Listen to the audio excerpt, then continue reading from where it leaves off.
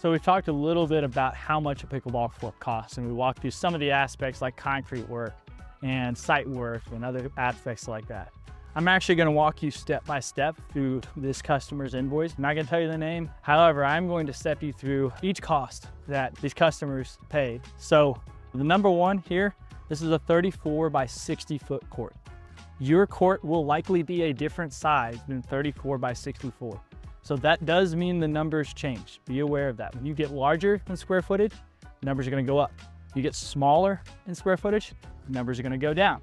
Now, they have a pretty complex site too, with quite a bit of slope. If you've got less slope, generally speaking, it'll be a little less expensive.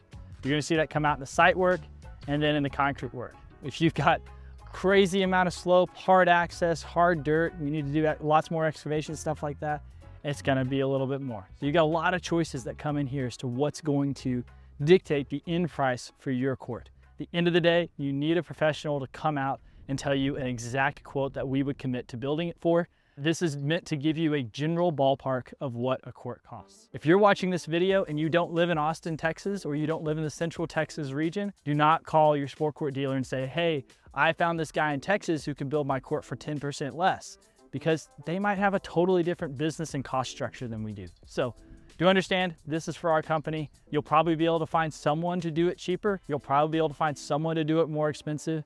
At the end of the day, you've got to choose what's right for your budget and who you trust to do the work. We had tree removal, major cut and fill, and we ended up needing also overcut for drainage.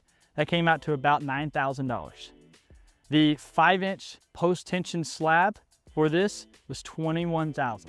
And then you've got a concrete pump, which was a super long run of concrete pump was $1,500. You've got a turn-down beam on the low side of the court, which is the extra concrete. And then you've got some extra concrete work up here to get ready for this masonry retaining wall. That's another $9,000. This retaining wall itself, Sport Court of Austin, we didn't build this, although sometimes we do. We just set it up for their masons to come in and do it. If I had to take a guess, if it was just a retaining wall, I'd say somewhere between $8,000 and $10,000. Then we get into the court components. We've got the acrylic paint, about $9,000. I guess $9,000 is a pretty similar deal. So these aren't round numbers. I am just rounding it up for the video.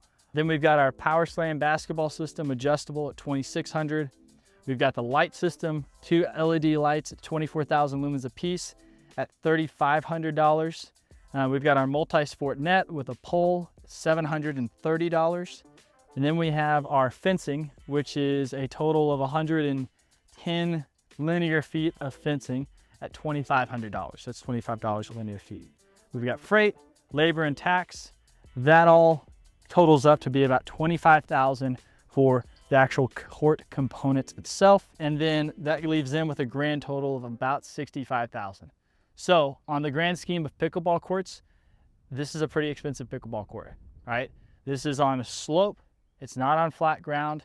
If you pull out those extra costs that it takes to get this flat, you're gonna quickly see about a $17,000, $18,000 reduction in your price. Generally speaking, that's how much this court costs. You are going to need an expert to tell you exactly how much your court would cost in your backyard. The designs could be very different. But all in all, this project is really beautiful. It's a great multi-purpose setup.